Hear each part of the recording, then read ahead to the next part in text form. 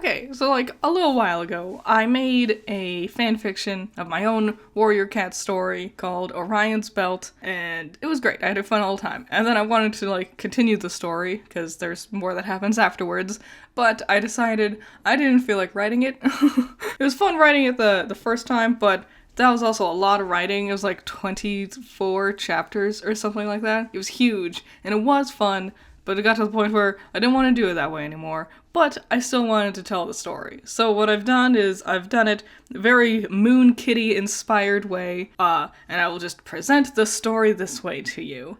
Strap in and let's just go on a little warrior cat's adventure, and I hope you like it. You don't need to know how the first one of my stories went. Quick little thing, it takes place in the desert, if you need to know that. It's my own, they're all original characters, my own original thing going on. You don't need to know how the first one went in order to dive into this one, but it does spoil, like, if this cat isn't here in this one, they must probably be dead, right? So let's just dive right into it. Here we go. We see some cats that we've never seen before. Needle Clan. We specifically focus on Sootpaw, who's small, tired, and struggling to keep up with cats who's traveling over a mountainous path. He gets some support from his brother, Patchstrike, and his mentor, Springtail, though Springtail is a bit more of a tough love type of support. He also gets drive-by teased by the other apprentices. Just then, though, Needle Clan realizes they can see cats gathered together under a tree in the distance. Berrypaw, the Thorn Clan medicine cat apprentice and resident gossip, is disappointed that there's no juicy news from the other medicine cats at the gathering. Specifically, she's disappointed that she's still the only apprentice medicine cat out of the 3 clans. She decides to chat with some of the other apprentices, including a group of 4 siblings referred to as the Big Four from Moon Clan, and 2 new apprentices from Rock Clan, Rhythmpaw and Scorpionpaw. Berrypaw is startled when she finds out Scorpionpaw doesn't think Star Clan is real, but before they can discuss it further, the 3 clans are surprised by Needle Clan arriving at the Bright Tree. Needle Clan's leader, Heartstar, introduces herself to the other leaders,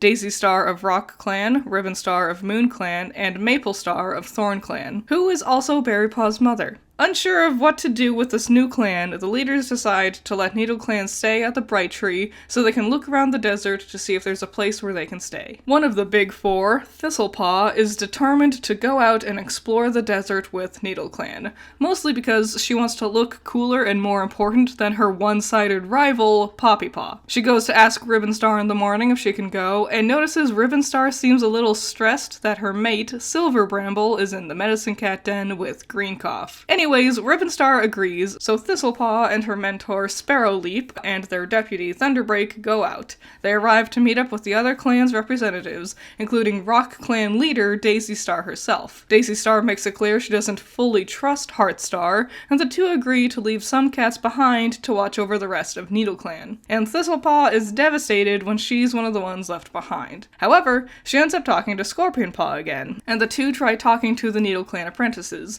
where they immediately get teased and bullied by them. Wolfpaw, Powderpaw, Bluepaw, and Bubblepaw. Specifically, they start teasing the other clans for being weak cowards compared to Needle Clan. Sootpaw, however, stands up for them, and after Wolfpaw's mentor, Floodpelt, steps up to tell the others to fuck off, Sootpaw, Thistlepaw, and Scorpionpaw sit around and start to chat. Scorpionpaw is talking about how much fun he had with the other apprentices, while his mentor, Steelclaw, talks about how much fun he had talking to one of the Needle Clan warriors named Mistfang. Scorpionpaw is bummed though when his sister, Rhythmpaw, blows him off to hang out with the other older apprentices instead. Scorpionpaw doesn't like them much, and he doesn't like Rhythmpaw trying to act all mature. Why can't I just enjoy being a kid while I still can? Instead, he heads over to the medicine cat den to talk to his crush, Stone Whisper, but she's busy checking her herbs because it's going to be Greencough season soon, and there's already a few cats getting sick in the other clans. Scorpionpaw plans on sneaking out at night to go back to Needle Clan to hang out with Sootpaw, but Mouseblaze, a bit of an expert when it comes to sneaking out at night, catches him and tells him he has plenty of time to run around and make mistakes, but it'd be best for him to actually get some sleep. Since the warriors couldn't find a place for Needle Clan, the medicine cats decide they should give it a shot. Berrypaw leaves after her brother, Mothpaw, teases her for being bad at fighting. Even though both of her mentors are well trained for fighting, Berrypaw just kinda sucks at it. Berrypaw's disappointed when she finds out that even the Needle Clan medicine cat, Wormflame, doesn't have an apprentice. However, she does end up learning that where Needle Clan came from, their medicine cats wouldn't gather at the half moon to reach a communal starstone. Instead, each clan had their own, much smaller starstone. Also, she learns that where they're from, medicine cats were allowed to have kits, as Wormflame has a mate, Shinecloud, and is actually Sootpaw and Patchstrike's father. Also, Berrypaw thinks Patchstrike is just super dreamy. Maybe you can help teach me how to fight better, she says, trying to flirt with him. But before that can happen, Wormflame has a vision of a place beyond the Rock Clan territory. The team goes to check it out and find an old rundown two-leg barn, and Heartstar declares this is the perfect new home for Needle Clan. Later that night, our POV changes to Sootpaw. Needle Clan are having a gathering, and Heartstar declares it is time to stretch their claws into this territory. Their barn might be small now, but soon they will take what they deserve. And Sootpaw watches as Wormflame, Heartstar, and Heartstar's mate/deputy, Talonleap, start chanting to their starstone, asking for a wave of weakness to strike the rest of the desert. Thistlepaw is visiting Cometstorm, Sparrowleap's mate, who just gave birth to her own litter of kits: Onion Kit, Tree Kit, and Gopher Kit. Thistlepaw thinks those are all really dumb sounding names. The apprentices learn that they need to share food because prey has been scarce, and Thistlepaw makes it clear she would rather go hungry than share with Poppypaw. Poppypaw ignores her and just shares with Rosepaw instead, and Thistlepaw wishes Poppypaw cared more about her rivalry. Clawpaw's mentor, Crowpelt, seems to be coming down with Greencough too, so the rest of them decide to do some combat training. While they're doing that though, Poppypaw twists an ankle, and Thistlepaw laughs when it happens. Everyone else, tired of her being a fighty little shit, decides to just do some training on their own and leave her behind. Alone with Sparrowleap now, her mentor tells her that a big part of being a warrior is being able to trust your clanmates, and she needs to start proving that she can be trusted, and Thistlepaw really starts to take these words to heart. Scorpionpaw is off on a hunting trip with Spottedpaw and Feathertail. He's trying to have fun and make a lot of jokes, but the cat's mood changes when a loud hum starts coming in as a swarm of cicadas fly overhead. Still trying to hunt though, they stumble upon a rogue she-cat and her 3 kits. The she-cat, Diana, is clearly sick and dying. The patrol help her and her kits to their camp, where she explains that she only started to feel sick after entering their territory. Later that night, she passes away. Rabbitfang also starts to cough a lot. Mouseblaze and Puddlefrost adopt the kits, naming them Honey Kit, Wish Kit, and Smoke Kit. When Scorpionpaw goes to sleep later, he hears Rhythmpaw also trying to hide her own coughing. It's the half moon, and Blackburn, who's coughing badly, decides to stay back and take care of the sick cats: Angelheart, Wiltshine, and Berrypaw's father, Spiderfrost.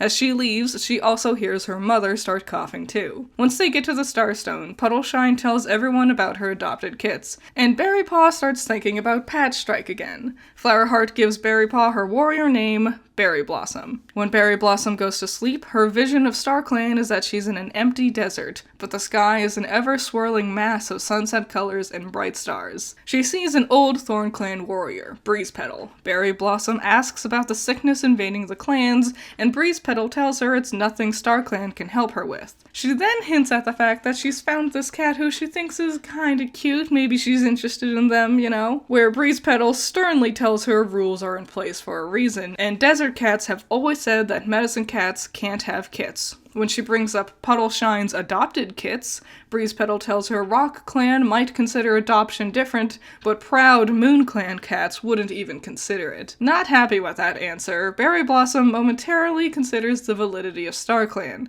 After all, Needle Clan does things differently too.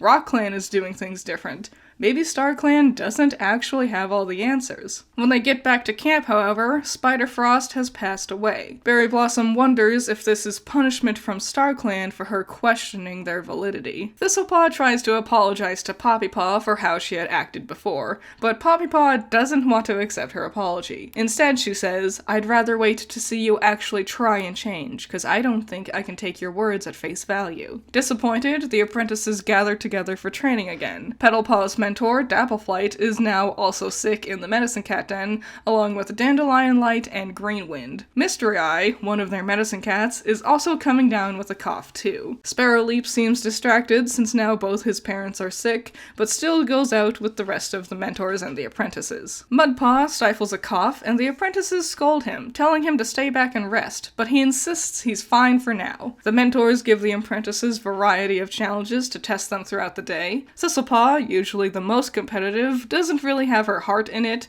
still upset about how she's acted before. She tries to congratulate Poppypaw when she wins, but Poppypaw still ignores her. The final challenge is, first one to Gopher Place wins. The apprentices race, and Mudpaw, determined to prove he's not sick yet, impresses everyone by rushing to the lead. When the rest of them finally catch up, though, they're horrified to find that Gopher Place is now infested with tarantulas, and Mudpaw has unfortunately been caught by the insects and has died from their many bites. After sitting vigil for Mudpaw, Poppypaw finally comes to talk to Thistlepaw, and the she-cats try to bond. Scorpionpaw watches as Rhythmpaw is coughing roughly in the medicine cat den. His father, Snakeflight, has also joined alongside Briarpaw.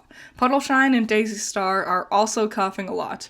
Rumor starts to spread that Daisy Star even lost one of her lives already because of the sickness. Prey is really low too. Scorpionpaw asks to talk to Stone Whisper alone, where he attempts to confess his love to her. She quickly shoots him down though. He insists that StarClan isn't real, and it's not fair that she shouldn't be allowed to have kits, where she then bluntly tells him that she's dedicated to being a medicine cat, and also, she just doesn't like him like that. Crushed, Scorpionpaw goes on a hunting mission with Steelclaw. They end up talking about NeedleClan and StarClan, and while they're out, they find a dead coyote in the river. Realizing its rotting body is contaminating the water, and might be part of the reason why cats are getting so sick, and why prey is scarce. They pull the corpse out, hoping things will start to get better. Sootpaw is training with the other apprentices, getting his ass handed to him by Wolfpaw. The way NeedleClan does training is to have the warriors or apprentices fighting in the middle of camp, and it's spectated on, a bit like a gladiator fight by the rest of the clan. Heartstar celebrates Wolfpaw's victory by giving him his warrior name, Wolfclaw. Springtail gives Sootpaw some comfort, telling him he's gonna be a great fighter too. She can already tell he'll be huge and strong one day. Some NeedleClan warriors, looking around the barn, discover some old cages in the back,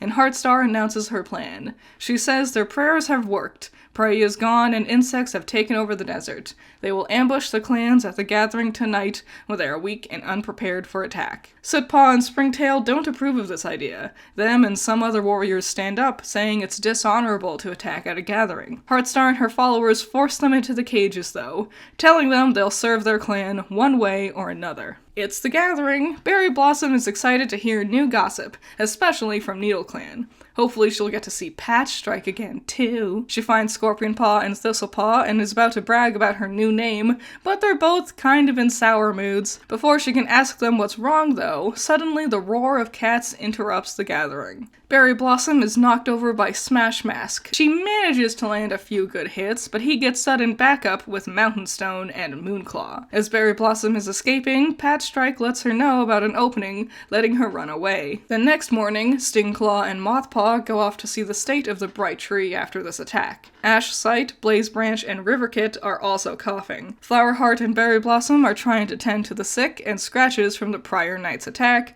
when they realize Blackburn isn't waking up.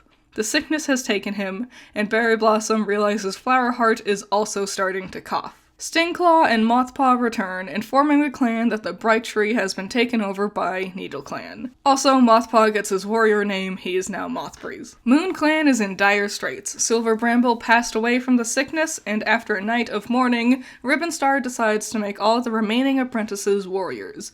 Petalspot, Clawstripe, Poppy Dust, and Thistletail. Thistletail talks to Sparrowleap, questioning if they all really deserve to be made warriors, and he admits he thinks Ribbonstar might be jumping the gun because she's scared. Cometstorm tries to talk to Sparrowleap, but he leaves the conversation to instead go see his kits. Thistletail theorizes that their relationship won't last, and she reflects on how dumb relationships seem in general. The clan spends the day training, and when returning home, they find out Crowpelt and Dandelion Light have passed away. As Thistletail thinks about everything, she realizes she didn't see Sootpaw in the ambush. In fact, there seem to be quite a lot of missing NeedleClan cats. It's getting cloudy, and the clan sadly listens as Rabbit Fang passes away. Scorpion Paw and Spotted Paw sadly look on as their sisters are also coughing in the medicine cat den. Scorpion Paw and Steel Claw head out to check on the river to see if there's any trace of that dead coyote. While there, they come across a Moon Clan patrol, including Thistletail. She stops to talk to Scorpion Paw and tells him about how she figured out that there was a lot of cats missing from the ambush,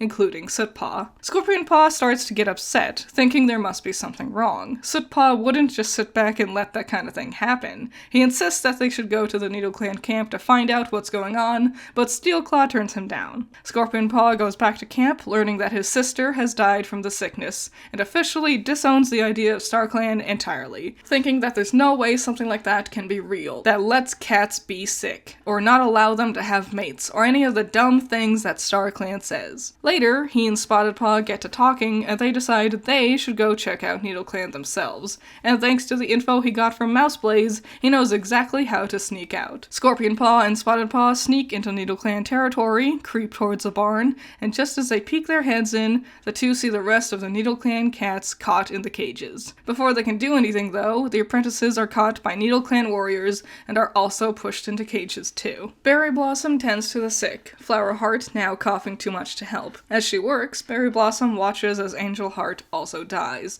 and Blaze Branch mourns his mother's death. Berry Blossom asks Flower Heart how StarClan can let all this devastation happen. Flower Heart tells her StarClan can't stop all forms of death and suffering, and it's not fair to try to put all of the weight of the world onto the idea of StarClan. StarClan is a place for the dead to find peace and happiness. It's a power for the dead, not the living. The living needs to use their own power to live, and be happy they can look forward to peace once that power fades from their lives. Later that night, Berry Blossom is awoken by the sound of screaming cats. Needle Clan warriors have invaded. She turns to wake up Flower Heart, but realizes her mentor has passed away in her sleep. Berry Blossom tries to gather up the remaining sick cats, but they're all quickly circled by Needle Clan. Some of Moon Clan have escaped, but not many. Heartstar herself approaches the captured cats and tells them that they have the great honor of serving Needle Clan. She says Needle Clan have used their Star Stone to make the desert sick and to make prey scarce, and the Moon Clan cats have the honor of becoming nourishment for Needle Clan. Maple Star launches at Heartstar and battle breaks out. Berry Blossom, knowing she's not good enough in combat to handle this, starts to run off but bumps into Patch Strike. He tries to tell her that she should stay, and when she asks him why, he says this could be a good thing. He promises he'll convince the others not to eat her or her brother, and she can become a Needle Clan medicine cat. That way they can be mates together. Disgusted and horrified,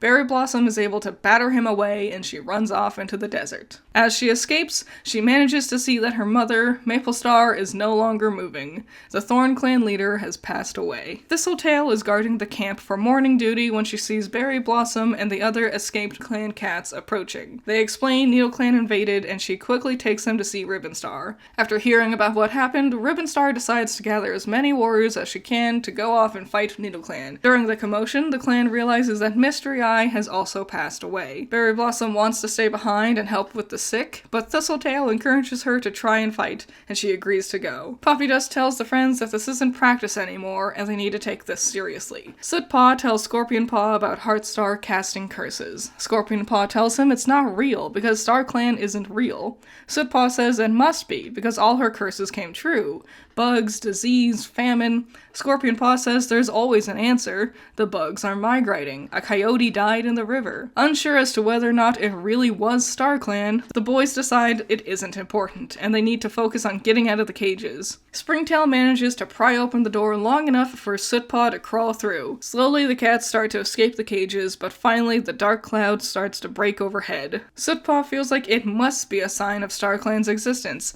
because what are the odds lightning would strike the roof of the barn, catching it on fire? All the old wood and hay quickly starts to burn, and everyone scrambles to get the rest of the cats out of the cages, and the fire starts to spread. Thistletail is fighting. Suddenly, during all the fighting, the escaped Needle Clan warriors flood in, helping to turn the tides of battle. And here's just like a rundown of everything that happens during the battle. Skyblaze is killed by Goose Blizzard, Little Wither is killed by Jumpstep, Rainrush is killed by Cinderbrush, Cloudflight is killed by Redstripe, Ribbonstar seems to lose a life during this fight too, fighting Mountainstone and Moonclaw, but then Ribbonstar kills Moonclaw and Floodpelt teams up with her to kill Mountainstone. Miss Fang and Steelclaw kill Goose Blizzard, Cinderbrush is killed by Stingclaw, Jumpstep is killed by Thunderbreak, Fernclaw is killed by Feathertail, Shinecloud is killed by Foxstrike, Blitzstorm is killed by Fangstrike, Smash Mask is killed by Scorpionpaw and Sootpaw, Wormflame is killed by Orangestone, Patchstrike is killed by Berry Blossom and Mothbreeze. And finally, Wolfclaw is killed by Thistletail. And suddenly, Thistletail is bowled over by Heartstar. She takes a bite out of Thistletail's cheek, and then she eats that bite as she does so. Thistletail tries to kick her off, but Talonleap helps to hold her down.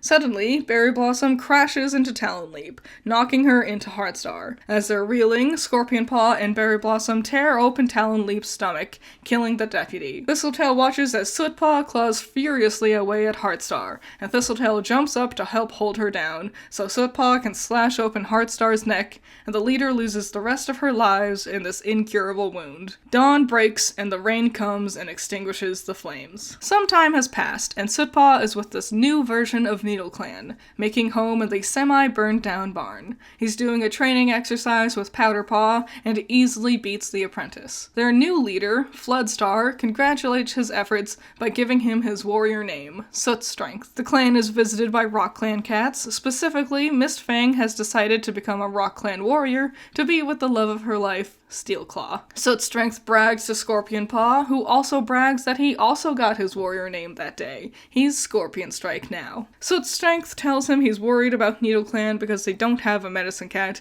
and they don't know what to do about that. Scorpion Strike says StarClan isn't real, so does it matter, other than having someone to tend to wounds? Soot Strength says medicine cats can do a lot more than that. It's about being connected to their past warriors, those they've lost. And Scorpion Strike admits that at least that he can understand, and he'd rather not upset his friend's feeling by continuing to argue on the matter, and he wishes that they can find a new medicine cat soon. The end. So that's the end of the, story bit, if that's all you wanted. Thanks for watching. A couple of thoughts I wanted to tack on at the end here about what my plan was going into this whole thing. First of all, StarClan was the main point of it all. I really wanted the idea to be that the four main characters, Sootpaw, Thistlepaw, Berrypaw, and Scorpionpaw, had different ideas about StarClan. Like, Berrypaw is super dedicated to it, and then she thinks when things go wrong, she's certain it's punishment from StarClan. Scorpionpaw doesn't think it's real. He thinks it's all fake. He doesn't believe in it at all. Sootpaw is afraid of StarClan because of the way how NeedleClan uses it to, cast curses rather than talk about prophecies and stuff. It's very a manipulative relationship. And then Thistlepaw was meant to be, the average view of it. She has no extreme, it's not that she's super dedicated like Berrypaw was, and she's not, she doesn't not believe, like Scorpionpaw, just, the neutral ground perspective of it. I wanted the big question to be, is it even real?